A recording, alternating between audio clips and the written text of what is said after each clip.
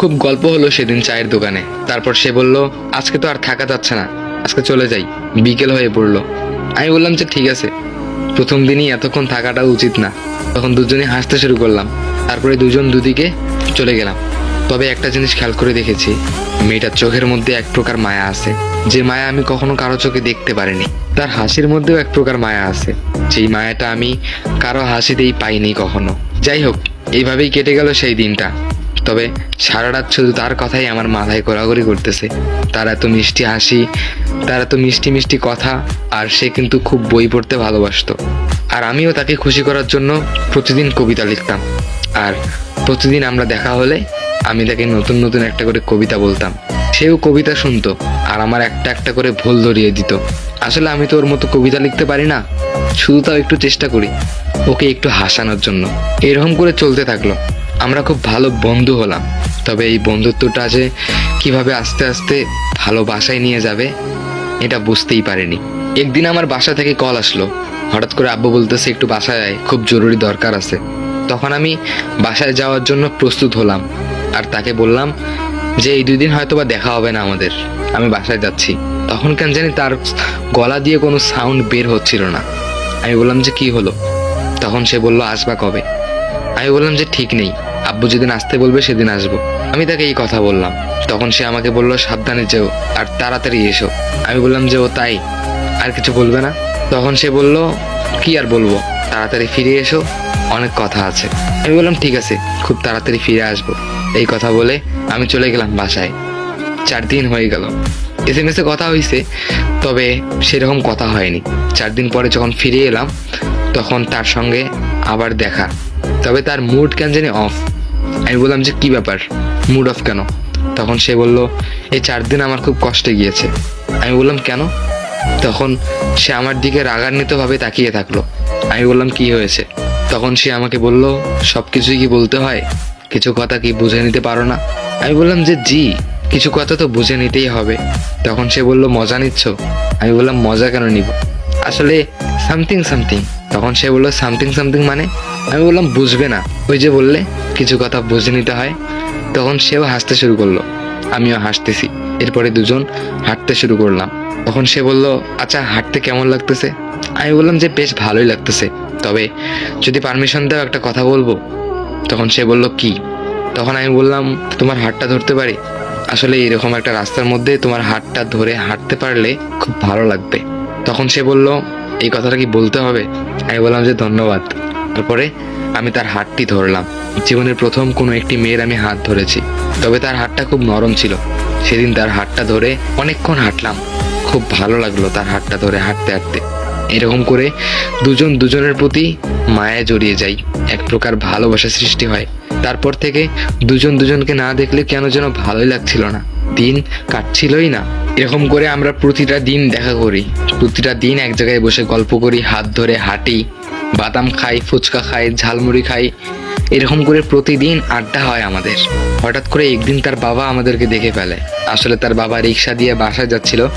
সেই সময় আমি তাকে বাসায় নামিয়ে দিতে আসছিলাম। আমি তাকে বাসায় পৌঁছে দিলাম। বাসায় পৌঁছে দিয়ে যখন যেতে ধরলাম তখনই তার বাবা আমাদের দুজনকে দেখে ফেলে আর খারাপ চোখেই দেখে।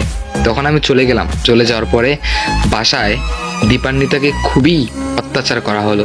বলা হলো ছেলেটা কে? দীপান্বিতা বলেও আমার ফ্রেন্ড হয়। তখন তার বাবা খুব খারাপ মানুষ ছিলেন। আসলে তার বাবা বলল যে না, আজকে থেকে তুমি আর ভার্সিটিতে যাবে না, আজকে থেকে তোমার পড়াশোনা বন্ধ, বাসায় থাকবে। তখন দীপান্বিতা বলল, বাবা এমন করো না, সামনে আমার পরীক্ষা, আমাকে ভার্সিটিতে যেতে দাও।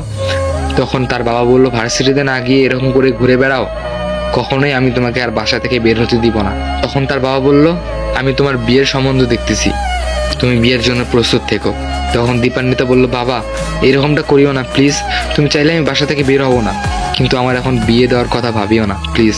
তার বাবা কিছুতেই এই কথা শোনে না। তবে একদিন রাতে কি হলো, হঠাৎ করে দেখতেছি আমার ম্যাচের গেটটা ঠুকঠুক করে উঠলো। তবে আমি গেট খোলাতেই দেখি দীপান্বিতা। বলে যে কি করছো? আমি বললাম যে ঘুমিয়েছিলাম। তখন সে বলল, তাড়াতাড়ি বাইরে আসো। তারপরে আমি খুব তাড়াতাড়ি বাইরে গেলাম। বাইরে গিয়ে দেখলাম দীপান্বিতা ব্যাগ নিয়ে এসেছে, আর ব্যাগের মধ্যে অনেকগুলো গয়না আর কিছু টাকা নিয়ে এসেছে। বলে যে তুমি তাড়াতাড়ি গুছিয়ে নাও। আমরা আজকে রাতেই এখান থেকে পালাবো। আমি অবাক হয়ে গেলাম, বললাম যে পালাবো মানে? পালিয়ে যাবো কোথায়? তখন দীপান্বিতা বলল, কোথায় যাই আগে তুমি নাও তো ব্যাগটা। তখন আমি খুব তাড়াহুড়ো করে ব্যাগটা নিলাম, ব্যাগটা নিয়ে বেরিয়ে পড়লাম। চলে গেলাম রেলওয়ে স্টেশনে, ট্রেনে চলে যাব কোনো একটা জায়গায়। এটা প্ল্যান করে খুব তাড়াতাড়ি চলে গেলাম রেলওয়ে স্টেশনে।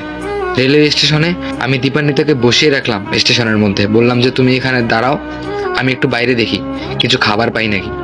তখন দীপান্বিতা বলল, কিছু খাওয়া দাওয়া করা লাগবে না। আমি বললাম যে আমার খুব ক্ষুধা হয়েছে। তখন দীপান্বিতা রেগে গিয়ে বললো, ঠিক আছে যাও, তুমি খেয়ে এসো আর আমাকে বাদাম কিনে দিয়ে যাও। তখন আমি বললাম যে ঠিক আছে।